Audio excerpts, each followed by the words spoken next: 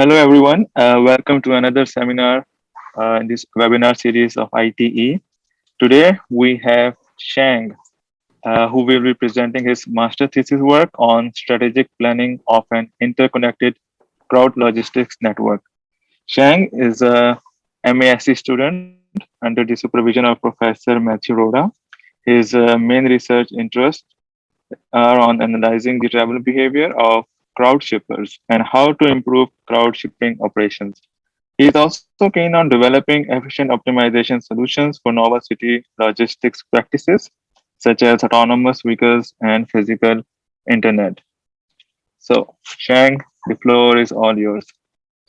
Thank you, Usman, for your introduction. Hello, everyone. My name is Zhang, and as Usman introduced, I'm a Master of Applied Science student at the U of T, and my supervisor is Professor Matthew Roda. And it's a great pleasure here today to present my master thesis at the ITE seminar. And the topic that I want to discuss today is the strategic planning of an interconnected crowd logistics network. This research is part of the CLUE project, an abbreviation for city logistics for the urban economy project that is leading by Smart Freight Center. So today's agenda starts with a brief review on the background and motivation of this study. Research questions that this study aims to answer are identified, and then I will go over the three major components of this research, which is the crowd shipper supply, crowd shipping demand, and the interconnected crowd logistics network that can bring the two together. And next, I will present some numerical results from this study, followed by some conclusions and future works that can be done. So, okay, let me start with a brief introduction. So e-commerce has been growing rapidly in recent years. According to the monthly retail trade survey conducted by Statistics Canada, retail e-commerce sales have been growing much faster than the growth of the in-store sales. Canadian retail e-commerce sales reached a record $3.9 billion in May last year, 2020. This number was more than doubled compared with the retail e-commerce sales volume same time in the previous year, 2019. Although the drastic increase in 2020 can be caused by COVID-19 pandemic, so people are going outdoors much less frequently, but there is no doubt that e-commerce has been growing really fast, and managing a responsive and cost-effective supply chain to handle the fast-growing door-to-door delivery volume has been challenging and expensive. So in the context of e-commerce logistics, offering services like same-day delivery or delivery within the next day represents a prime opportunity for increasing revenues and obtaining customer loyalty. But on the other hand, this means reducing consolidation opportunities and the time for delivery planning. The main risk is here is offering a poor quality service or incur in high delivery costs. And another issue with poor delivery planning is the negative environmental impacts that commercial vehicles can generate, such as fossil fuel consumptions, greenhouse gas emissions, and road congestion. In the context of e-commerce logistics, looking for innovative and high-performing logistics solutions is becoming a crucial factor for success for all the e-market players. So one solution to relieve the pressure on the supply chain of e-commerce logistics is to motivate independent delivery agents to deliver small-sized parcels. According to the 2016 census data, 57.8% of the commuters in GTA are driving alone to work. This suggests that there is a possibility to utilize the spare logistics capacity on the road to deliver small-sized parcels. The service that crowdsources the spare logistics capacity on the road is called crowd logistics or crowd shipping. Crowd shipping is an information connectivity-enabled marketplace concept that matches supply and demand for logistics services with an undefined and external crowd that has free capacity with regards to time and or space, participates on a voluntary basis, and is compensated accordingly.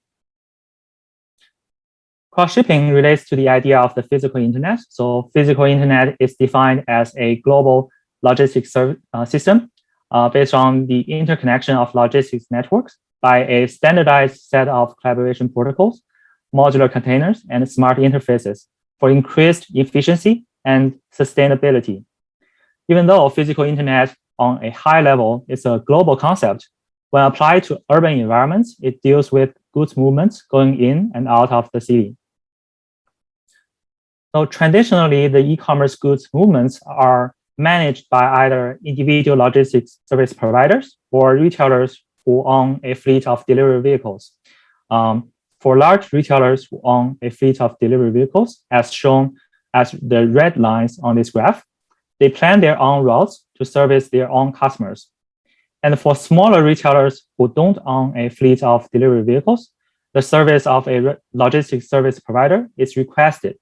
So the logistics service provider will first send out a pickup vehicle to visit the retailers, collect the parcels, and consolidate the parcels at a distribution center, and then plan a route for the last mile delivery vehicles to fulfill those deliveries.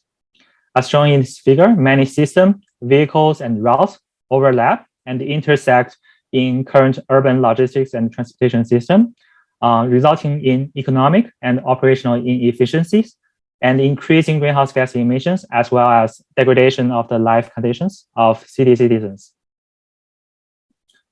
So there are potential opportunities to combine the concept of crowd logistics and the concept of physical internet in city logistics. One of the limitations of the crowd shipping is the covered distances of the crowd. So the crowd shippers who participate occasionally may not be able to carry the parcel all the way from the origin of the parcel to the end destination where the customers are. A solution is to place parcel lockers at strategic locations within the city to consolidate the parcels and also facilitate the transfer of parcels between crowd shippers, so the parcels can travel longer. The journey of a parcel delivery is broken into 3 sections. The first mile segment collects the parcels from retailers or warehouses that locate within the same service district. Then the middle mile segment consolidates, sorts, and transfers the parcels across the parcel locker network. Finally, the last mile driver will visit each customer to hand over the parcels. Of course, if there is a crowd shipper available to carry a parcel directly from the origin district to the destination district, as depicted on the bottom line, blue line on this figure, then he or she can directly send the parcel to the customer without the need to enter the parcel locker network. But it all depends on the crowd shipper availability. So this transportation system can also be defined as a 2-level transportation system, where the first level consists of inter-district movements with consolidated parcels, and the second level consists of intra-district routes to visit the retailers or the customers. So in an interconnected crowd logistics network, the delivery tasks are primarily carried by crowd shippers, who are the daily commuters who wish to participate in the delivery of parcels. The success of a crowd shipping system is highly dependent on the critical mass of crowd participation with a generous level of flexibility. But at the early stage of the service, if there is no critical mass of crowd shippers, the crowd shipper availability is low, we can consider recruiting company-employed regular drivers to complement the service provided by crowd shippers. This can improve the reliability of the operation. So in order to construct an interconnected crowd logistics network, 3 research questions are raised. So the first research question is, in a crowd shipping context where the drivers are participating in the market, mostly on voluntary basis, how many people from the crowd are willing to participate and where are they most available? Second question is, where to place parcel lockers that can minimize the total cost that consists of the compensation to the drivers and the daily cost of renting a space for a parcel locker. Third, what are the service levels of the proposed parcel locker locations involved in the middle mile segment under different demand scenarios? So in order to answer these three research questions, this research is split into three phases. In the first phase, the potential quad shipper commute patterns are analyzed in order to predict the spatial and temporal distribution of the quad shippers. In phase two, we'll make assumptions about the demand patterns and simulate possible demand scenarios with different volumes to test the reliability and evaluate the service levels of the network. Finally, in phase three, a mathematical formulation that aims to minimize the overall cost that consists of transportation cost and parcel locker rental cost is presented. So as a first step, we want to know about the quad shipper supply. Compared to a traditional courier service, the delivery drivers participate on an occasional basis. Additionally, the drivers are not on a regular payroll or centrally managed. The supply of the drivers is mostly determined by their willingness to work and their availability. The availability and commute patterns of the potential quad shippers are essential aspects that the quad shipping companies need to consider. The objective of this chapter is to understand the potential quad shipper commute patterns in order to predict the geographical distribution of quad shippers at different times of the day. So we assess the willingness to work of individual commuters based on demographic information available in the 2016 Transportation Tomorrow survey. The 2016 TTS is a cross-sectional household travel survey conducted in the Greater Golden Horseshoe every 5 years since 1986. The survey collects demographics of household members and their travel information, such as trip purpose and mode of transportation on a typical workday. In the literature, there are a number of modern exercises trying to understand the willingness to work of potential quad shippers. A recent study done in the US by To Lee, who recently joined our team, found that individual characteristics such as social media usage, experience transporting items for others, expectations for monetary compensation, and the social demographic characteristics are significant factors to potential commuters' willingness to work as a quad shipper. They also estimated a binary logic model based on the survey responses to quantify the influence of various individual characteristics on the willingness to work of potential quad shippers. So for the purpose of identifying potential quad shippers from the crowd, the binary logic model is selected for this analysis for two reasons. First, during a pandemic, it is difficult to collect non-biased response from respondents regarding their opinions about a quad shipping operation, because people may be reluctant to see their parcels being touched multiple times during the delivery during the pandemic. And second, there were other modeling exercises elsewhere in Europe and East Asia, but this binary logic behavior model is built upon a recent online survey in the US, which is geographically closer to our study area, the Greater Toronto area. Respondents are assumed to share similar travel behaviors and willingness to work with residents in our study area. Then an agent-based simulation that is based on this behavioral model is performed on individual level trip data that is recorded in the 2016 TTS to predict the probability of a trip being a quad shipping trip or not. This map shows the boundary of our study area. We are proposing to establish an interconnected quad logistics network in the Greater Toronto area. So the GTA, the Greater Toronto area, consists of multiple regional municipalities, such as City of Toronto and City of York. The regions are further divided into planning districts. For example, City of Toronto has 16 planning districts. The commuter flow analysis is conducted on the regional level and the planning district level.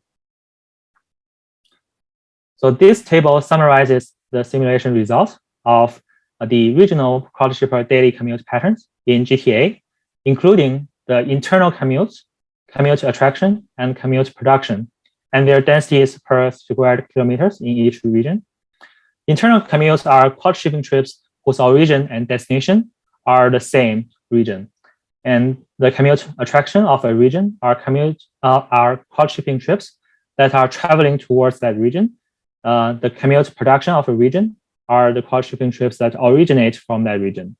So first, it can be observed that the potential internal cross shipping commute availability is the highest for all regions. Each region has more internal commutes compared to commute attraction and commute production in terms of both commute trip counts and density.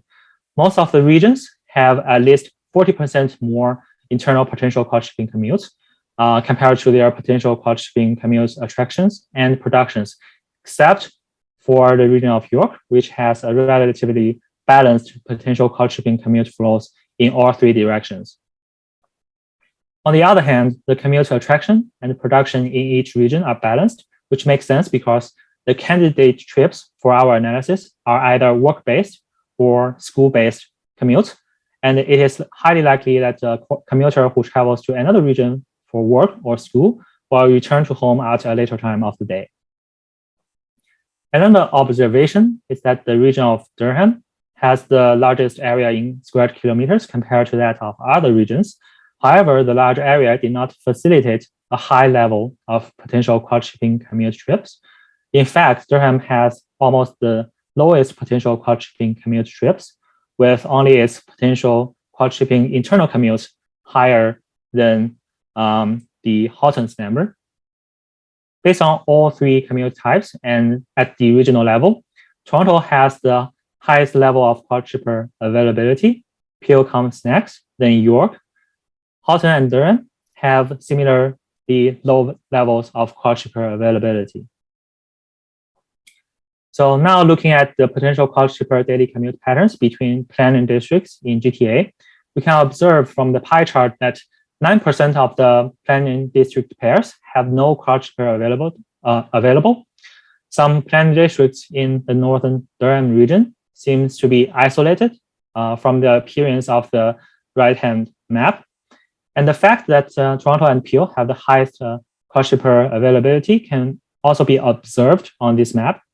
So the planning districts around the city of Toronto, Peel, and York are well interconnected.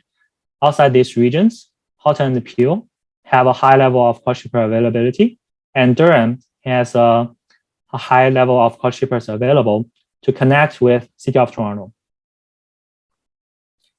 Now moving on to the temporal distribution of when the cross-shippers become available. The cross-shipper commute pattern clearly exhibits a bimodal pattern within 24 hours of the day. There is a morning peak hours between 6 a.m. to 8 a.m. and an afternoon peak hours between 3 p.m. and 6 p.m. This makes sense as we are analyzing the house travel data and the candidate trips are work or school-based commutes.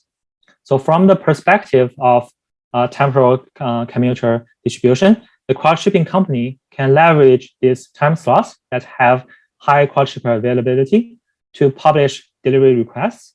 Furthermore, the deep gap between the cross-shipper availability during peak hours and off-peak hours creates an opportunity for the cross-shipping company to compensate the occasional drivers dynamically based on the demand and the supply relationship. And since the majority of the potential cross-shippers are commuting during peak hours, they have travel time and travel distance tolerance. Their willingness to work of the cross-shippers is dependent on how long of a detour they need to make. Our research indicates that the mean Manhattan distance of the commute trips made by potential cross-shippers in GTA is 21.4 kilometers. This figure is a histogram of number of cross-shipping trips with different commute distances in kilometers. This figure confirms that the shorter the commute distance, the more potential cross-shippers are available. Whether longer or shorter commute distances would reduce the potential cross-shippers' tolerance for traveling extra kilometers in the GTA could be examined in future research.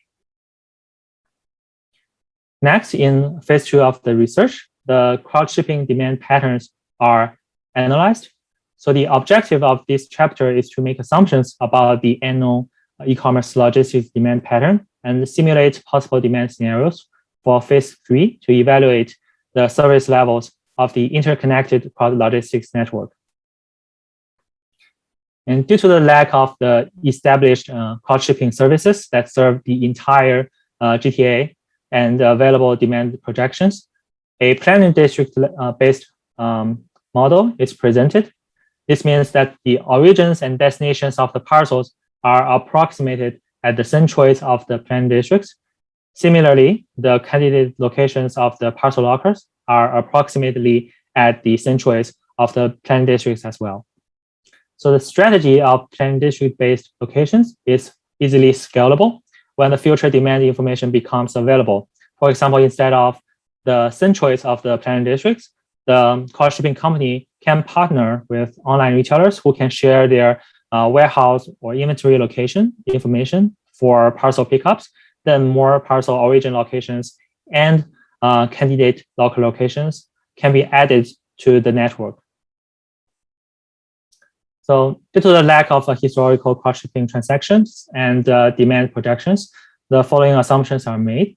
So first, the probability of a parcel's origin being in a planning district is correlated with the retail employment in that planning district. And the probability of a parcel's destination being in a planning district is correlated with the total population in that planning district. The demands are simulated on a daily basis, assuming that their middle mile deliveries between planning districts are to be finished within 1 day. So in phase 3, a mathematical formulation that describes the parcel locker location routing problem is presented to determine the parcel locker locations of the interconnected quad logistics network in GTA. So the parcel locker location routing problem is a logistics transportation network design problem that considers the locations of the parcel lockers and the routes that connect the parcel lockers simultaneously. It minimizes the total routing cost and the cost of installing parcel lockers. Here we define a parcel locker location routing problem, the PLLRP, to describe the interconnected quad logistics network, which is an abstract model of reality consisting of centroids of planning districts as nodes and the potential quad shippers and hired regular drivers traveling in between as links. Each link can be assigned to either quad shippers when there are quad shippers available traveling in between, or a company employed regular drivers. Parcel lockers are placed at selected nodes to facilitate the transfer of parcels.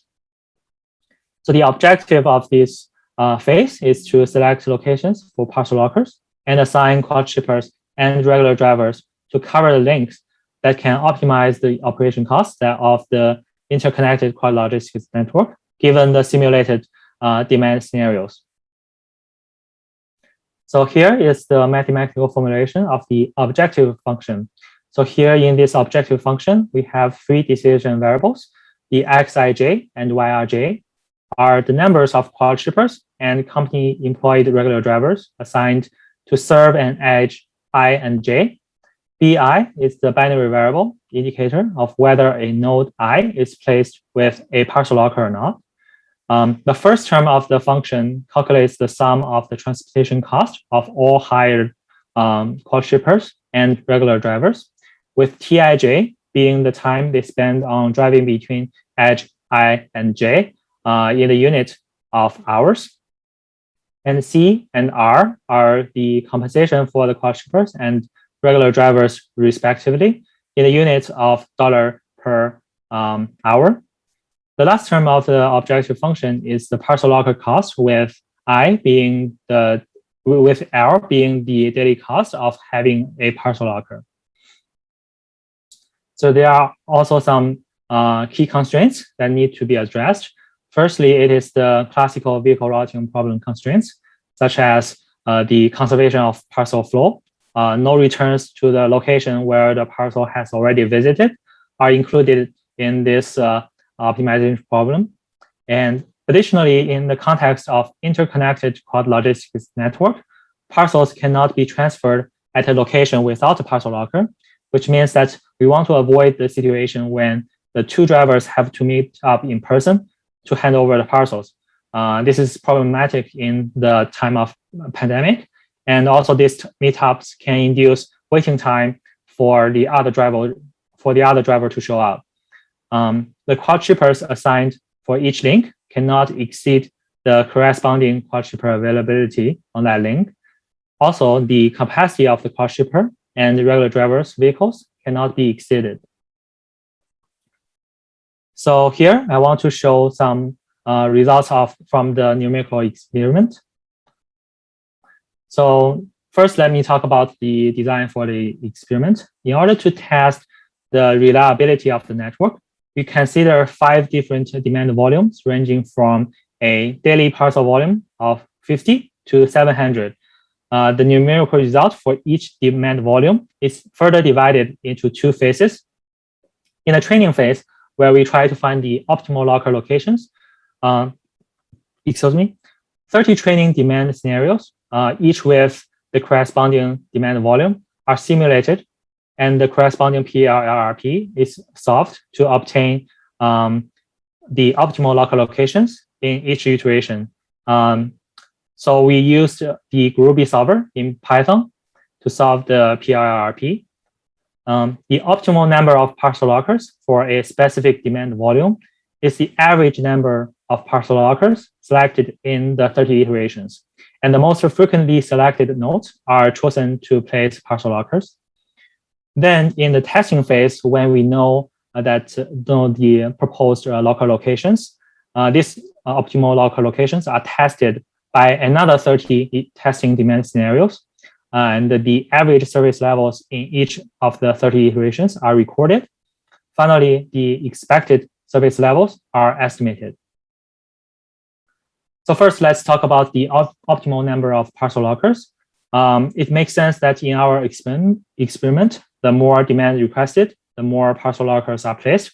As shown on this bar chart, we have 5 different demand volume scenarios when demand is equal to 50, 100, 200, 400, and 700. And from the number of parcel lockers in each of the iteration in the right chart, the variation is acceptable. In fact, the coefficients of variations for the 5 demand volumes are between 15% to 20%, which is acceptable.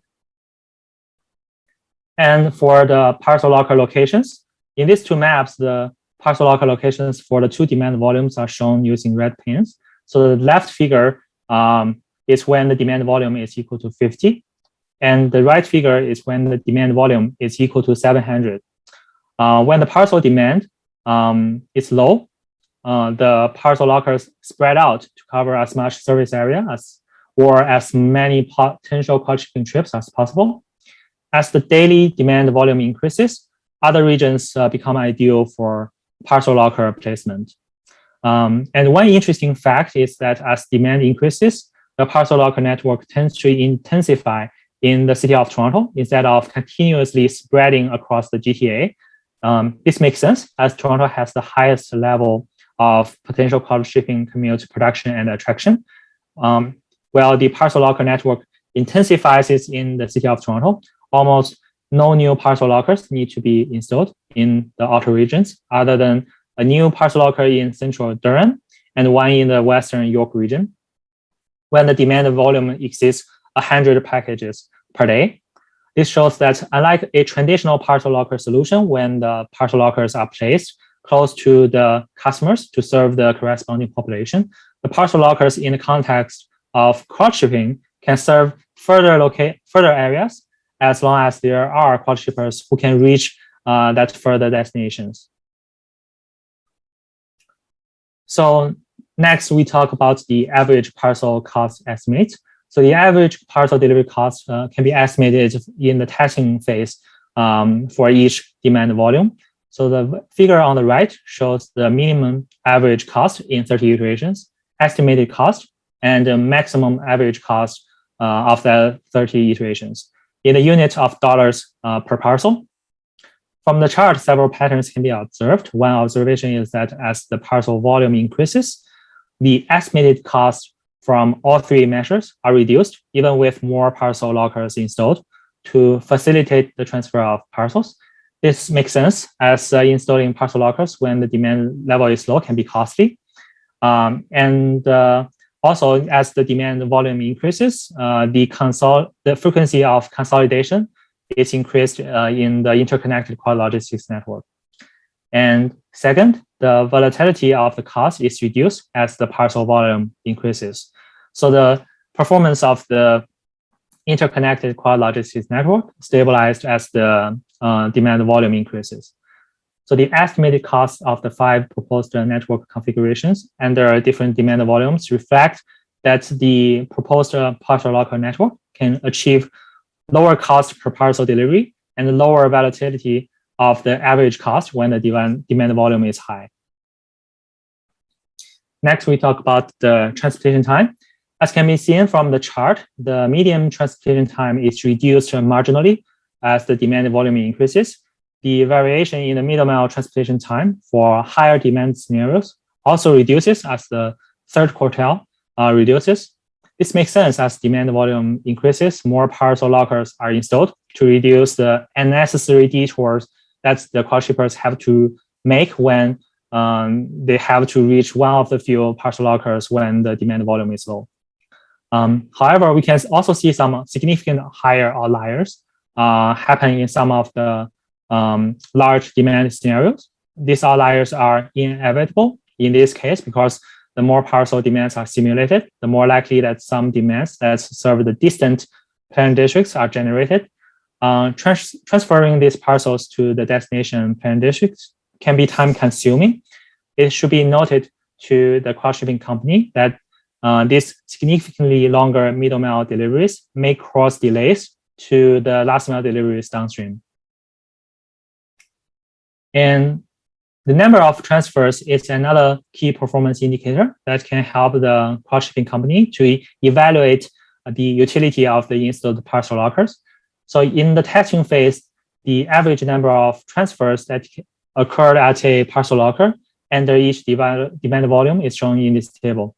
So as can be seen from this table, the utility of the parcel locker increases with the average number of transfers at a parcel locker increases under higher demand levels.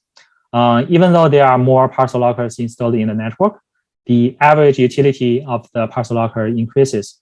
This makes sense because as the demand increases, some origin destination planning districts that are served by quad shippers are already at full capacity. So the extra parcels have to be routed to other parcel lockers to be transferred. So here is the summarization of average numbers of quad shippers hired. The bar chart shows the number of quad shippers hired increases as the demand volume increases, and the number of quad shippers to be hired to serve a specific demand volume does not vary significantly. But on the other hand, if we look at the average number of regular driving trips to be served, we can see that the number of regular driving trips increases as the demand volume increases, just like the quad shipper count. But the number of regular driving trips to serve a specific demand volume varies significantly. This is partially due to the outlier demands in our simulation when there is no quad shippers to reach some retailer locations, or the quad shipper availability to reach these retailer locations is low. So in higher demand scenarios, when all quad shippers available are already hired, the quad shipping company have to assign regular drivers to serve these extra demands. And these two figures shows the assigned driver movements in two sample scenarios when the demand volume is 50 on the left and the demand volume is 700 on the right, respectively. So the blue lines are the regular driver tasks, and the red lines indicate the movements of the quad shippers. So the thickness and opacity of the red lines and the blue lines indicate the number of quad shippers hired and the regular driving task, respectively. The first observation is that the parcel lockers are the centers of the driver's movements, as confirmed by the average number of transfers at parcel locker locations. The second observation is that regular drivers are needed to serve some locations in northern Durham. As can be seen on these two maps with driver movement flows, almost all the blue lines that represent the regular driving trips are related to the 3 planning districts in the northern Durham area. So to summarize, for locker locations, as the demand volumes increases, the parcel locker density in the city of Toronto area increases. And for the cost estimates, the average parcel cost in the middle mile delivery can be reduced significantly as the demand volume increases due to more frequent consolidations. And transportation time is relatively more stable, and there are outlier demands that can cause significant delay to the downstream last mile deliveries as the delivery volume is higher. As for number of transfers, the PLLRP results indicate that the selected locations are ideal to facilitate parcel transfers because the average utility is high. And for hiring of regular drivers, in order to achieve a service that can cover the entire GTA, regular drivers are needed to serve some demands in the northern Durham area. Some directions for future work. The first one is improving the behavior model. So as I mentioned, the behavior model that we are using to identify the potential cross-shippers from the crowd is based on a study done in the US. So the behavior model that is used to in our case, need to be calibrated to fit the GTA context. And the second direction for future work is to obtain realistic cross-shipping demand. Because in our research, we lack of historical demand or demand projections. We have to make assumptions to stimulate the demand for evaluating the service levels. But this can be overcome by future market research that investigates the origins of the e-commerce parcel deliveries. For example, we can partner with the e-commerce vendors and get their information of the warehouses and their physical stores locations. And the third direction for future work is to formulate a dynamic problem. So a dynamic problem can accept delivery orders and assign delivery tasks in real time, and it considers locker capacity. So in our PLLRP, we consider a daily demand volumes to be served in a daytime, but a dynamic problem can dynamically accept delivery orders and assign delivery tasks. So in the future, this may be really helpful for the cross-shipping company to do an operation in real time. So here are some of the references for this presentation. And thank you very much for your time listening to this presentation. And I'm open to questions, and I'd love to give answers.